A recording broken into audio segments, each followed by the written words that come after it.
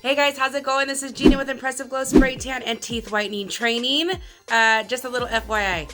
I got some allergy stuff going on. Please don't mind the voice. But this is Gina with Impressive Glow Spray Tan and Teeth Whitening Training, where my ultimate mission is always to help women, moms, single moms, learn how to start a side hustle as either a spray tan technician or teeth whitening technician, and of course to build a little bit of financial independence in that process. Today's video, if you follow me on Instagram or if you follow me here on YouTube, I am constantly talking about blending.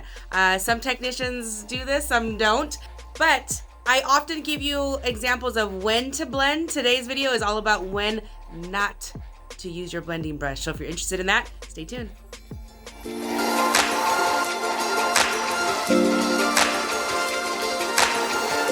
All right, guys, so as you know, I am a spray tan technician and I am a big advocate about blending your spray tans in particular areas like the wrist, the heels, the hands, the feet, all the places that you would need to not create very blunt lines on your client's body. Now, I definitely train on this and touch on it in my training programs, of course, but there are some times when you do not want to be blending solution on your client. So today's video is to kind of help you in that whole realm of things. So I know that when you start your spray tan journey and when you're starting to spray tan your clients, the whole speed and distance thing comes into play, and learning your technique really takes a little bit of time to practice, right?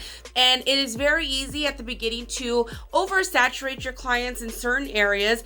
And what happens is when we oversaturate, you see a little bit of beading on your clients, part of their body or wherever you're spray tanning them at that point.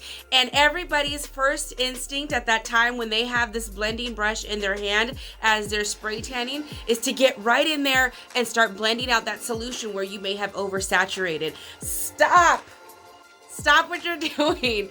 Don't do it. While that solution is still wet, and if you're in there and you're blending out that solution on their body, you are just making a complete mess. You may have done it, you may have seen it, and you probably learned. But I want to give you guys some little bit of insight is anytime you are oversaturating your client just a little bit, obviously not their whole body, turn your guns down. I'm going to do a whole video on that, but turn your guns down, of course. And when we say, I think a lot of times it happens like right at the first part of like a spray tan. So if you're starting at the shoulder and you may oversaturate their shoulder area a bit, and the first instinct is to want to get in there and blend all that out.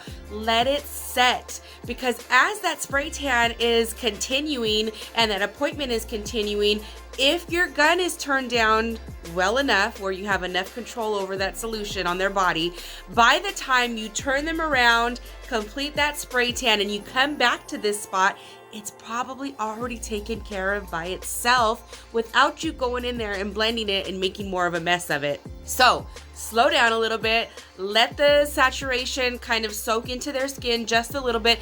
Then if your client is still at the end of that spray tan, if you still have a little bit of saturation there, get in there and you can lightly buff out the bronzer. Because remember, what you're seeing on the skin right away is just bronzer. It is not the solution or the DHA that's actually attaching to those dead skin cells. So all we're doing really is just making the initial appearance look good. Honestly, it'll probably wash away and rinse perfectly fine. But of course, we want it to look good while it's processing. So let it dry just a little bit and see what it does, and then we can buff out a little bit at the end of that spray tan. Now, the second thing that I want you guys to think about also in terms of blending is to pay attention to hair on your client. Like if you have a client who may have a little bit more hair than most people, as you're spray tanning them, you'll start to see a little beading on their skin from that hair.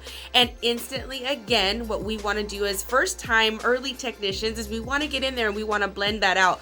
Leave it alone. Let that hair have a chance to kind of, I guess, move out of the way a little bit so that the solution can actually attach to that skin, soak up, and blend all the way in before you even have to touch anything. So I wanted this to be a short video and I didn't want it to be overcomplicated. So I guess the whole idea of this video is slow down, turn your gun down, don't react right away when you're blending. Even when you're blending hands, wrists, neck, feet, all those areas, give your solution a chance to get a little bit tacky before you're in there and you're moving wet solution all over the place. So I hope that tip helped. Don't forget, I offer online, in-person, one-on-one, live online trainings for both spray tanning and teeth whitening. So if you are interested, I will leave all my information down here in the description. Follow me on all my social media. I'm on TikTok now, of course.